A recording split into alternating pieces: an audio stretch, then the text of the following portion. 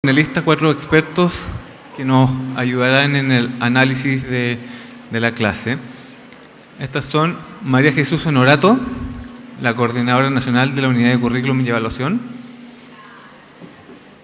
Angélica Brügger, que es Coordinadora de Textos Escolares en el Ministerio de Educación;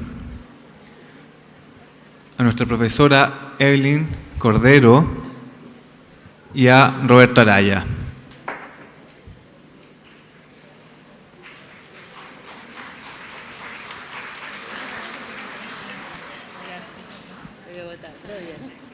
No, ya tomé, gracias. No, yo tengo micrófono. Aló, sí. Bien, ha sido un importante evento porque yo veo que primera vez en el país se hace esto de esta magnitud. Ahora, en el panel normalmente hacemos un pequeño análisis y por mientras ustedes completan el cuestionario y el análisis que mostraba las diferentes etapas de la clase. La idea de eso es vamos a acumular esa información, entender y cómo seguir mejorando. Esa es toda la idea. Aparte, está por ahí una profesora que están observando clases, Paulina, ¿eso está por ahí? Cecilia, ¿dónde estamos? Ahí está. Está Cintia, ellas están observando la clase aquí. Ustedes vieron algunas personas con unos tablets, están marcando cada instante, ¿cierto? Y Arturo. Ellos están recogiendo, pásenle a ellos los cuestionarios y el análisis. Vamos a coger luego algunas pocas preguntas que ustedes tengan. El protocolo de esto es siempre darle primero una opinión, un resumen, cómo vio la clase la misma profesora. Y después que nosotros comentemos todo, vuelve la profesora también a cerrar, después que recibamos las preguntas de ustedes y Paulina, Cintia, Cecilia y Arturo recojan las preguntas, van a escoger algunas preguntas. Bien, por tanto es muy importante para nosotros que ustedes llenen el cuestionario y lo entreguen. Eso nos permite formar una comunidad que mejore y la idea es que luego tener líderes que hagan esto mismo, ayuden a mejorar las clases. Bien, entonces primero, Evelyn, primero un aplauso para Evelyn.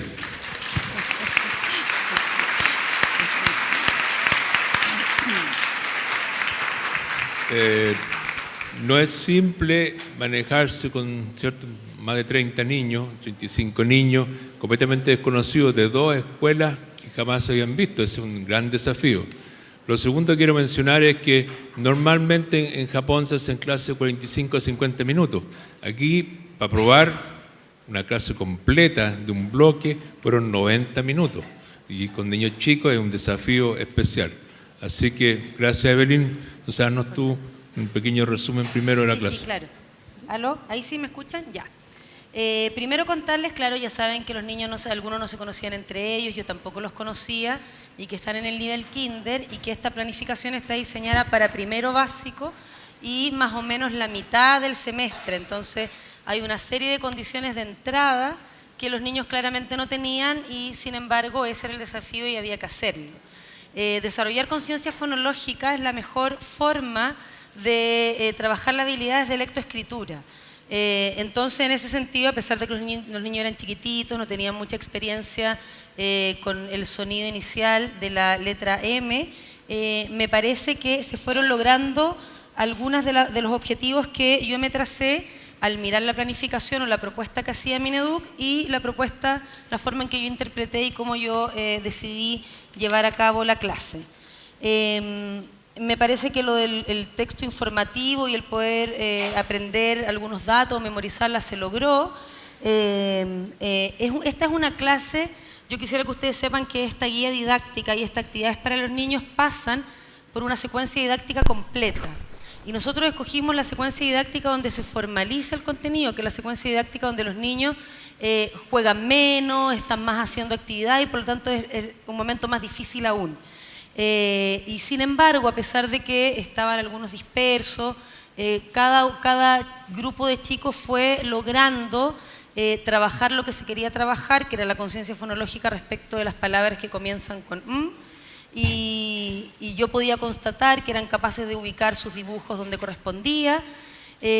Una cosa que creo que no funcionó mucho y que puede tener que ver con que los cursos eran distintos y no se conocían entre ellos, que yo tenía intención de propiciar el trabajo entre pares y generar parejas donde se pudieran estar apoyando mutuamente en la articulación del fonema, en la escritura del grafema, y eso no dio tanto resultado porque los chicos no se conocían o no eran capaces de sostener esa pareja. Sin embargo, aparecieron ahí algunos niños que logré notar que sí eran capaces de guiar a otros, y ellos fue los que les pedí que prosiguieran algunas actividades para poder al resto del grupo que estaba haciendo otra cosa y también cuidarlos que trabajaran o que no les sucediera nada. Me parece que vale la pena también destacar a los profesores que trabajan en estos niveles en primero básico sumamente complejos, y eso es lo que ocurre siempre en una sala de clase. Son muchos niños, son muchas variables, son muchos estímulos, y poder atender a cada uno de ellos fue bien increíble porque ocurrieron de las cosas que siempre ocurren en la sala y que uno no esperaba que ocurrieran, que un niño se pone a llorar, que se caen, que quieren ir al baño, un niño durmió la clase completa, estaba cansado, y qué podía ante eso, bueno, dejarlo tranquilo. Un niño no quiso trabajar y a pesar de no querer trabajar, cuando al final le hice las preguntas acerca del fonema lo conocí, lo manejaba, por lo tanto yo me quedo tranquila respecto al trabajo de ese niño.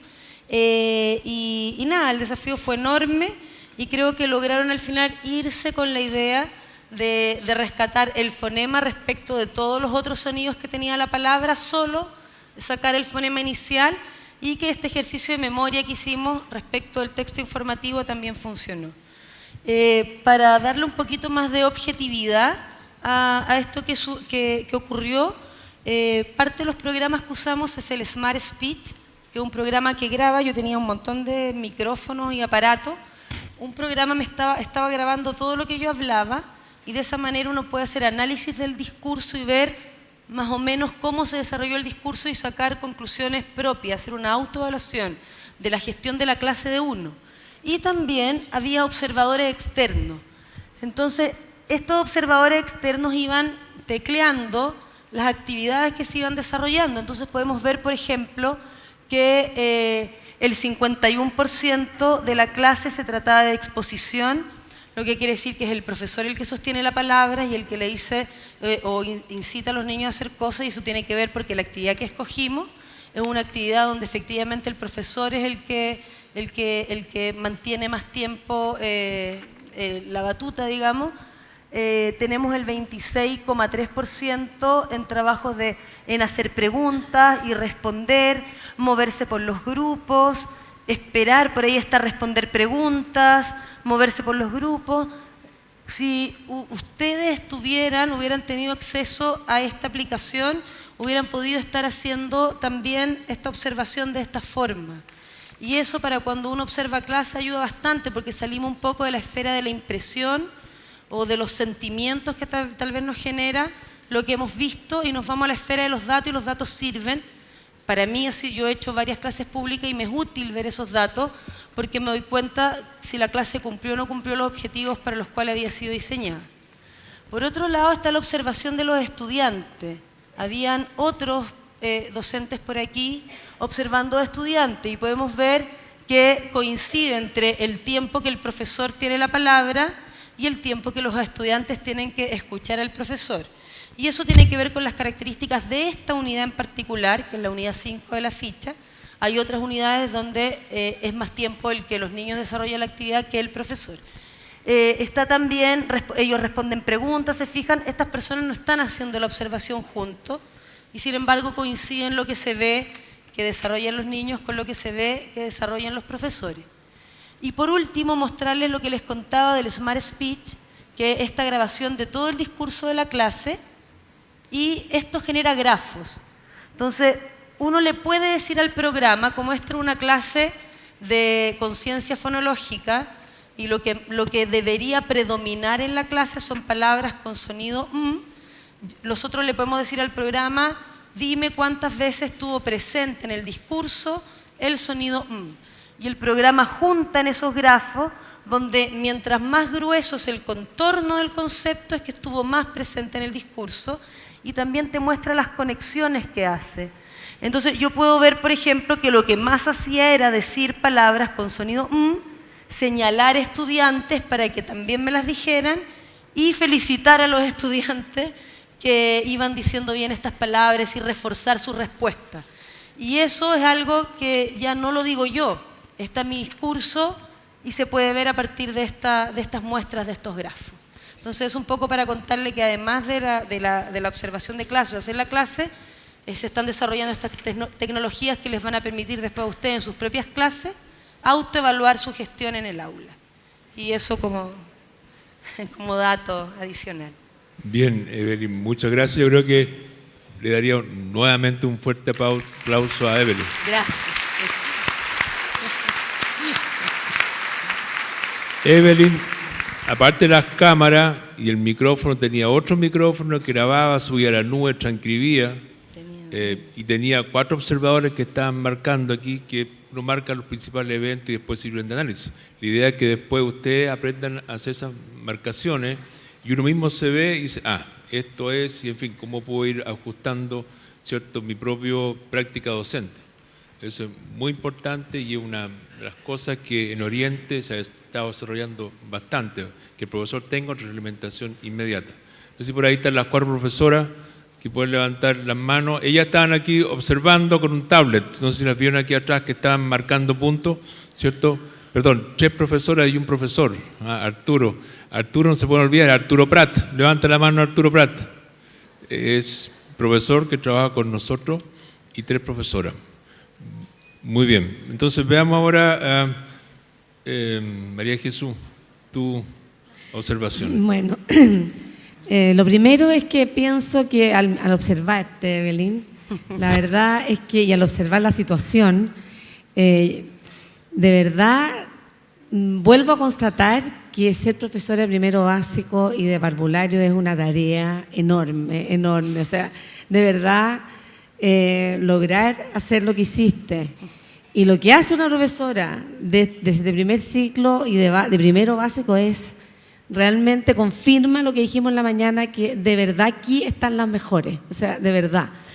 Yo quiero contarles desde mi experiencia personal. Yo estuve como directora, yo soy profesora de media, de ciencia, y como directora de enseñanza media por mucho tiempo. Pero tomé una opción los últimos 7 años que estuve en establecimiento de tomar la dirección de prekinder hasta sexto básico. Y la verdad es que normalmente uno como profesor de media tiene una mirada muy, muy crítica hacia la básica. Y eso yo lo tengo que reconocer y eso creo que es de una tremenda injusticia y de un poco conocimiento de lo que sucede y de lo que hacen. Porque siendo directora, la única impresión con la que terminé fue de verdad de hacerles una reverencia y de pensar que eran realmente unas magas y unas profesoras pedagógicamente realmente a otro nivel. O sea, que ojalá que una profesora de media pudiera acercarse a todas las estrategias que tienen ustedes. Yo de verdad te felicito, Evelyn, cuando tomaste a esos niños, que a lo mejor una profesora de media los habría mandado pero con viento fresco para afuera de la sala, pero con viento fresco, y tú se te ocurrió darles la tarea, el rol, los acercaste a ti, los tuviste siempre con una tarea. O sea, me impresionó tu capacidad de reacción para tomar a esos niños. Después, ¿para qué decir las estrategias que dentro de todo quisiste manejar una situación con ellos moviéndose y arriesgando? Porque como tú dices, a lo mejor la clase era de mucho más pasividad con un texto, pero tú quisiste interpretarla e incorporar juegos. Y los juegos son a veces riesgo. A veces riesgo porque a lo mejor no pasan todos los niños porque no se logra en el tiempo. Arriesgaste. Y eso yo lo encuentro de un enorme valor. En la mañana su secretario hablaba de innovación. Nosotros creo que tenemos que valorar la innovación de un profesor y naturalmente cuando eso viene con una reflexión que es la tuya y pública, es que para mí eres una estrella y una ídola. O sea, de verdad, Creo que hacer una reflexión y una autocrítica pública lo encuentro maravilloso como testimonio. Entonces, creo que aquí están todos los elementos. Estamos naturalmente echando a rodar esto. Ustedes tienen que disculparnos por muchas cosas que pueden haber sucedido. También como público tenemos que aprender a hacerlo. También éramos montones, nos costaban los momentos de silencio también, porque estar escuchando una hora, entonces nosotros también no nos portamos tan bien en ese sentido. Pero por sobre todo quiero decir, aquí hay un material. Ese material es ese texto, se cogió la clase 5, la clase 5 tenía 5 objetivos, yo los leo y de verdad pienso que no perdiste ningún objetivo. Y cuando un profesor logra los objetivos que tiene para una clase, podrá lograrlos más, menos, habrá quedado con sentimiento que a lo mejor no constató si el 100% de los niños lo lograron. Uno siempre queda con ese sentimiento, pero lograste todos estos objetivos y eso lo encuentro valiosísimo. Entonces, tenemos el texto, tenemos el modelo de cómo tú lo hiciste, tenemos una tecnología que es muy probable que pueda llegar a todas las escuelas y que podamos contar con ella también para poder mejorar nosotros mismos cómo hacerlo. Entonces, realmente creo que ha sido una mañana de mucho provecho y Evelyn, te vuelvo a agradecer. Muchas gracias. Bueno, gracias María Jesús. Sin duda, sí, a mí me cuesta el detalle de observar lo que tú observaste. Básicamente, yo no he hecho clases básicas, nunca. Entonces, no entiendo bien los desafíos. Pero consideren ustedes que son niños que jamás Evelyn había visto antes. Y son niños que estamos muy nerviosos si van a subir a un escenario con miles de personas mirándolo. Y van a poder reaccionar, se van a asustar. O sea, una situación mucho más compleja que una sala de clase normal. Aparte crean 2 cursos que no se conocían, sacados de las vacaciones, y por eso también quería yo agradecer, uno, a las ambas escuelas, a los directores de ambas escuelas y a los apoderados. Muchos de ellos vinieron para acá en un día, digamos, se entusiasmaron por venir y confiaron en que podía ser una buena actividad y contribuir también a la educación de todos los niños, no solamente los de ellos. Bien, veamos entonces la opinión de Angélica Brugger, también de la UCE, y que está encargada de todos los textos. Bueno, hola, buenas tardes. Mucho ya se ha dicho, no quiero alargarme mucho, porque también tenemos varias preguntas que aún tenemos que responder y el tiempo lo tenemos un poco corto, pero lo que yo quería más que nada enfatizar a ustedes que por parte del Ministerio se ha hecho un trabajo importante de poder entregarle a usted un texto del estudiante y una guía didáctica que, tal como lo vieron, tiene actividades precisas para poder desarrollar la conciencia fonológica en los estudiantes, intentar de guiarlos de forma práctica de cómo bajar esto a la sala de clases. Ahora, cada uno tiene su manera de hacerlo, cada uno tiene sus propias actividades que uno ha visto y ha probado que son efectivas en la realidad que uno tiene. El libro no tiene la intención de guiar en esto. Obviamente es importantísimo que cada uno aplique su propia creatividad en la sala de clase que es efectiva, pero el libro les va a dar las actividades que les van a asegurar que no se salten ninguno de los elementos que se necesitan para desarrollar la conciencia fonológica en los estudiantes, la comprensión lectora en ellos. Además, el esfuerzo que hemos hecho de entregar en la sala de clases textos para que el profesor tenga recursos para poder leer a los estudiantes, como textos informativos, cuentos, se han seleccionado para que sean entretenidos, dinámicos, motivadores, y así aportarles recursos que a veces uno dice, pucha, ¿de dónde saco el libro o el cuento para poder leerle a los niños? Bueno, hemos hecho un esfuerzo para que esto llegue a la sala de clases, a cada una de las salas de clases, y podemos hacer clases más efectivas y no ocupar tanto tiempo a veces en buscar los recursos que el tiempo no lo tenemos, que es escaso. Eso, no quiero alargarme más. Gracias. Bien, gracias Angélica.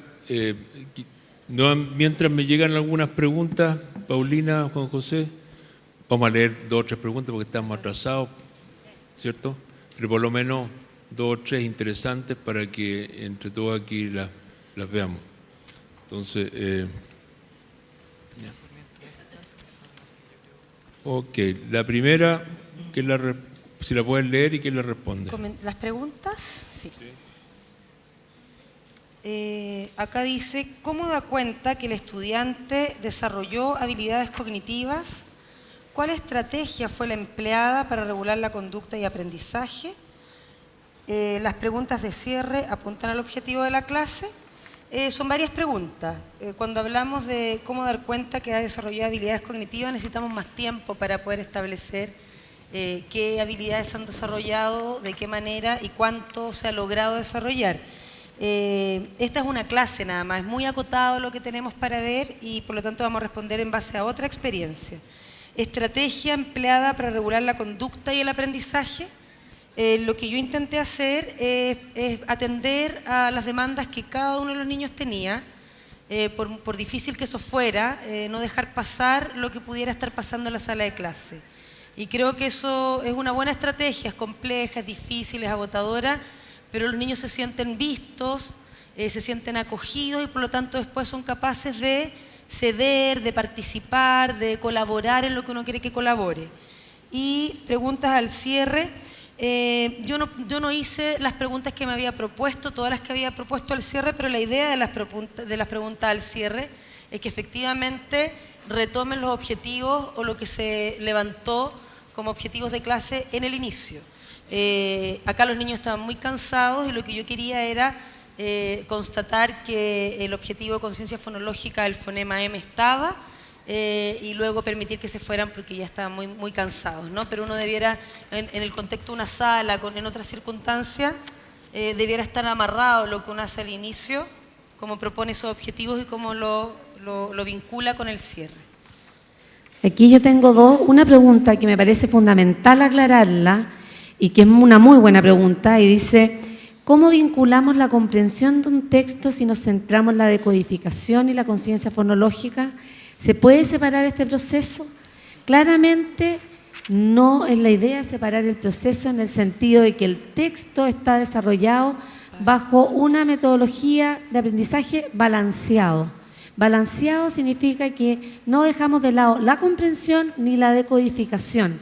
Por tanto, si ustedes se dieron cuenta, los objetivos de la clase tienen objetivos de comprensión y existieron momentos en que la Evelyn trabajó la comprensión alternando del texto con preguntas, retomó al final. Por lo tanto, todo el énfasis y el foco del texto está desarrollado bajo esta metodología balanceada. Y eso es importante porque también hemos tenido una pugna, como dijo Roberto al inicio, internacionalmente, ni siquiera nacional solamente, entre este método por destreza y el método de comprensivo. Esto es un método comprensivo, pero que tiene incorporado lo fonológico. Entonces, lo quiero dejar bien claro para que no quede después la sensación de que estamos detrás solo de la decodificación y no de la comprensión. Alguien en algún minuto echó una muy mala talla y dijo, leo primero y comprendo cuándo. Bueno, lo quiso decir en el mal sentido, como diciendo este material quizás se quede en la decodificación. Yo digo abiertamente, no es así. Es un método balanceado que comprende ambos elementos. Lo quiero dejar súper claro para que de aquí todos nosotros seamos misioneras de este mensaje. Este es un programa que considera la comprensión, la lectura comprensiva es lo que nos interesa. Por favor, se los encargo a cada uno de ustedes que sale aquí como misionero de este plan Leo Primero. Gracias. Sí, acá hay una pregunta. Aquí hay una pregunta que, es práctica. ¿Se logra cumplir el programa que plantea el Ministerio primero? Sí, está muy pensado, de que por medio del uso del texto, la cantidad de semanas, la cantidad de clases, se logra el programa. Pero más allá de lograr el programa, hay objetivos de aprendizaje, hay una base curricular que va, como decía Jesús, tanto a aprender a leer como a comprender lo que se lee. Y el texto va totalmente cubriendo eso y entonces está alineado al programa y a la base curricular. Acá hay una pregunta que también me parece bien interesante. Dice, ¿cuán positivo es ir haciendo preguntas sobre la lectura a medida que se cuenta el cuento? ¿No es mejor dejar las preguntas para el final? comprendo que puede facilitar la comprensión, pero también se dispersa mucho la atención de los niños. El texto era un texto informativo y tenía palabras o etiquetas verbales que era altamente probable que los niños no las reconocieran. Y si no las reconocían, iba a ser mucho más difícil constatar la comprensión al final de la lectura, con el texto completo, que ir haciendo esta constatación de que efectivamente van siguiendo, de que van comprendiendo cuáles son los datos y de que, en el caso del cuento de Emily, de que sabían, por ejemplo, la palabra decepción o decepcionado. Esa fue la estrategia que yo escogí. Puede que a otras personas les funcione contar el cuento de corrido y luego empezar a hacer esa revisión. Yo me la jugué por eso. Nosotros tuvimos solo un ensayo de esta clase y en ese ensayo vimos que esa era una palabra compleja que los niños no la conocían y que también había unidades de medida o elementos con los cuales se relacionaba la altura del dinosaurio, el largo, con cosas que los niños nunca habían visto. El avión, puede que haya niños que nunca hayan visto un avión, por lo tanto no tienen la referencia. Entonces tomé la decisión de ir trabajando eso durante la lectura con ellos. Bueno, quería agradecerle a Evelyn, María Jesús y a Angélica por las respuestas. Es una muestra muy pequeña, pero el material que usted nos deja es sumamente valioso, así que les pido por favor terminar de entregar las encuestas y sus observaciones, y si no, dejarla en la silla, si es que uno está muy lejos, Paulina, que anda por ahí recogiendo con Cintia, Cecilia y Arturo Prat. Solamente quiero recalcar que ese ensayo que dice Evelyn, que se hizo, que es muy poco, muy poco, con observadores, tal como hicimos aquí, muy poco, porque fue una sola vez. Quiero recalcar que fue con otros niños en otra escuela, no con estos niños eran completamente desconocidos. Y hay mucha alternativa y por eso que esto tiene una tremenda riqueza si cada uno coopera. Y para cerrar dejo entonces con María Jesús, que va a contarnos muy brevemente todo el plan de Leo I para el próximo año. Bueno, básicamente tiene que ver con que ustedes están todavía en un momento de poder seleccionar si escogen este set o no. Eso, como lo dijimos en el SIGE, hay 2 semanas más de plazo para que constaten y ustedes verifiquen. Está la opción de no escogerlo, está la opción de quedarse con el libro que está vigente hoy día de lenguaje, o está la opción de este set. Ahora, ahí mismo en SIGE van a encontrar que hay ciertas condiciones, es decir, nosotros necesitamos tener seguridad de que este material se va a usar, que hay un compromiso con el uso y con la posibilidad de evaluarse y generar un acompañamiento, ya sea tecnológico con una plataforma, pero necesitamos que los profesores o los directores que digan sí al set, también digan sí, me comprometo, sí, podemos, me interesa evaluarme, me interesa evaluar a los niños, sí, me interesa el monitoreo constante y trabajar juntos en esto. Entonces, eso es lo primero. Así, estos textos llegarían a sus establecimientos, esperamos que antes del primer día de marzo, esperamos porque quisiéramos partir desde el día 1 con todos los textos escolares en la sala. Es así una meta para todos los establecimientos, para todo el Mineduc de texto escolar. Entonces eso es lo segundo. Lo tercero, vamos a continuar comunicados. Es decir, cuando a ustedes les llegue, por eso también pedimos los mails de todos, porque normalmente tenemos los mails de los directores, pero estamos pidiéndole que el director o a la persona que seleccione el texto en el SIGE ponga el nombre del profesor de básica y ojalá su mail, porque necesitamos conectarnos con ustedes. Cuando les llegue un mail que diga Leo I, por favor, ábranlo, porque eso, de todas maneras, es que queremos darles noticias. Y aquí vamos a lograrlo si estamos comunicados. Esta es una comunidad activa. Primero Leo, entonces Leo primero. Entonces, muy importante la comunicación. Entonces, vamos a volver a repetir esto, vamos a mejorarlo, vamos a buscar otra estrategia, pero vamos a ir teniendo una capacitación permanente con a lo mejor este tipo de clases y con los videos que vamos a poner a disposición de ustedes. Entonces, el plan tiene que ver con eso. Yo quería agradecerles realmente la paciencia, nos pasamos de más, tuvimos más gente, ustedes tuvieron mucha paciencia, el café se hizo caso, les pido todas las disculpas. De verdad, aquí hubo mucho interés, eso fue principalmente. Vamos a mejorar esto y por tanto agradezco y les pido por favor que en 3 años logremos que ningún niño en Chile se quede atrás sin dejar de aprender a leer. Es decir, nuestra meta, todos los niños de Chile van a aprender a leer en primero básico. Y tenemos que decirlo y aplaudirlo.